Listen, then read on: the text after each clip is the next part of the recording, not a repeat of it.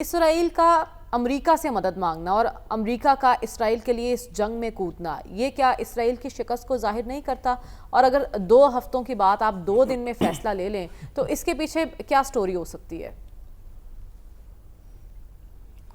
دیکھیں، وہ اسرائیلی تو پہلے کہہ رہے تھے کہ یہ کام ہم نہیں کر سکتے، یہ امریکہ ہی کر سکتا ہے، اور ان کو بار بار ان کو دعویٰ دے رہے تھے کہ جلدی کریں کہ اس سے پہلے کہ ایران کوئی دھماکہ کر سکے۔ تو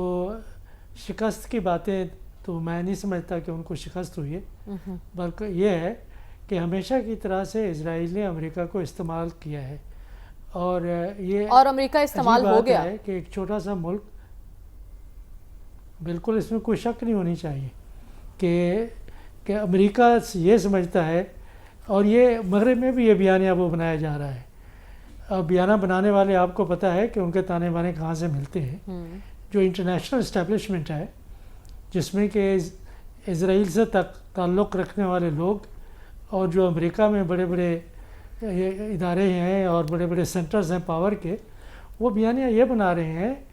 کہ اسرائیل تو نہ صرف مشرق وسطیٰ کے لوگوں کی خدمت کے لیے کام کر رہا ہے، بلکہ یہ ہے کہ یورپ کو محفوظ بنانے کے لیے،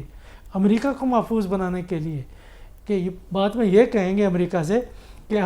آپ نے ہمارے اوپر احسان نہیں کیا، یہ تو ہم نے جو کام آپ نہیں کر سکتے تھے، ہم نے ٹارگٹ کو سافٹ کیا، آپ کے لیے راستہ ہموار کیا۔ پھر جب ان کے پاس آپ کو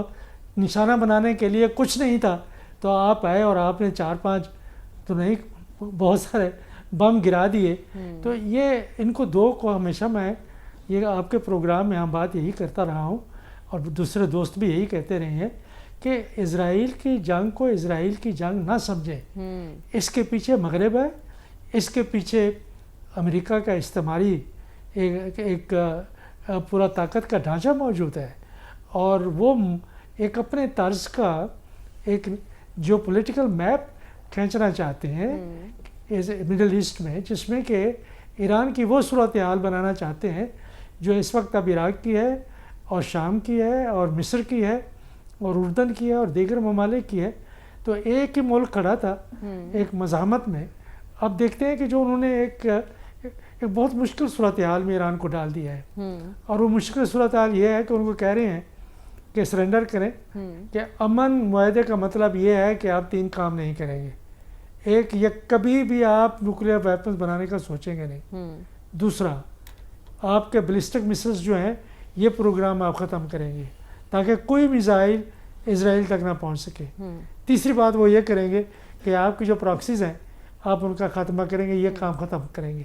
اس کے اوپر ان کی حمایت میں، جس کو آپ امت مسلمہ کے عرب ممالک کہتے ہیں، ان کی حمایت حاصل ہے بدقسمتی سے۔ تو اب یہ ہے کہ یا تو اس قسم کا معاہدہ کرے، یا دوسرا یہ ہے کہ اسکلیٹ کرتا ہے ایران، تو زیادہ ایران کے پاس آپشنز کیا ہیں، ایران کیا کرے گا، اس پہ ہم آگے چل کے ڈسکشن کریں گے۔ لیکن اس سے پہلے میں جاننا چاہتی ہوں امریکی اقدام کے اثرات آپ کو مشرق وسطیٰ پر کیا دکھائی دے رہے ہیں، کیا نتائج برآمد ہو سکتے ہیں؟ دیکھیں، میرے خیال میں کہ وہ جو پولیٹیکل میپ جس کی میں نے بات کی ہے، ان کو حالیہ دنوں میں بہت کامیاب ہوئی ہیں کہ فلسطین میں حماس کو تقریباً ختم کر دیا ہے، حزب اللہ کو تباہ کر دیا ہے، حوثیز اب خاموش ہیں۔ اب پہلے انہوں نے بڑے بڑے زہریلے قسم کے بیان دیے، خطرناک بیان دیے،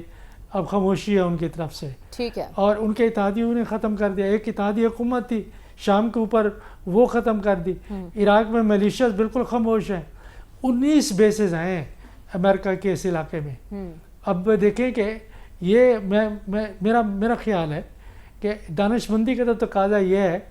کہ مزاحمت کسی صورت میں تو ضرور جاری رہے، لیکن ڈائریکٹلی اگر اسرائیل کی قیادت، ایران کی قیادت نے امریکی مفادات کو یا علاقائی ممالک کو ٹارگٹ کیا تو سارے مل کے حملہ کریں گے، اور وہاں پہ ایران میں صورتحال بہت مشکل ہو جائے گی، اور وہ ایسی صورتحال ہوگی جو آپ نے افغانستان میں دیکھی، اور آپ نے لیبیا میں دیکھی، آپ نے عراق میں دیکھی۔ خانہ جنگی کی وہ کنڈیشنز پیدا کرنے کے لیے پوری کوشش کر رہے ہیں۔ اب دیکھنا یہ ہے کہ ایران کی قوم اکٹھا رہتی ہے، یا یہ ہے کہ کوئی ایسا کوئی معاہدہ ان کے ساتھ کرنا چاہتی ہے کہ جس سے کچھ عزت بھی بچ جائے، सलामती भी बच जाए ये और तो जंग वक्त भी ही खत्म। बताएगा कि अब बहुत ईरान मुश्किल का सूरत है इस पर रिएक्शन क्या होता है। लेकिन उससे पहले उस्मान साहब, ट्रंप ने क्या मिसकैलकुलेट कर दिया ये सब कुछ करके? क्यों आलमी प्रेशर को किसी खातिर में नहीं लाया गया, ना ही गज़ा के मामले में, ना ही ईरान के मामले में? इसका अगर आप अमरीकी सोशल मीडिया देखें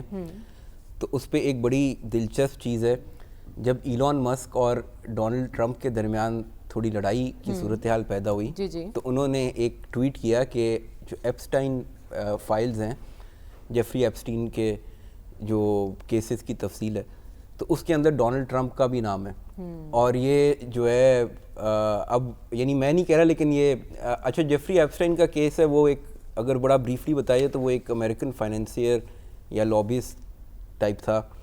और वो उसने जो है वो डिफरेंट लोगों को एक पूरा आइलैंड बनाया हुआ था और वहाँ पे लेके जाता था और पार्टीज़ करते थे, और उसमें बहुत सारे अंडर एज जो है वो चीज़ें यानी सामने आई थी। तो अब वो जो बहुत सारे लोग हैं जो ट्रंप के मुखालफिन हैं, वो कहते हैं कि ये शायद इलॉन मस्क जो है जो बात कर रहा था, तो ये जो ट्रंप के ख़िलाफ़ एविडेंस है वो शायद नेतन्याहू के पास है, वरना कोई और तरीका नहीं था ये बात मनवाने का। अच्छा। और दिलचस्प बात ये, यानी ये मैं एक इसको लाइटर नोट पे ले लें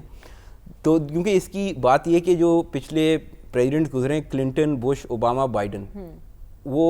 अभी जो अमेरिका में लिटरेचर पब्लिश हो रहा है वो कह रहा है ये नेतन्याहू की तो ये लाइफ लॉन्ग ड्रीम है,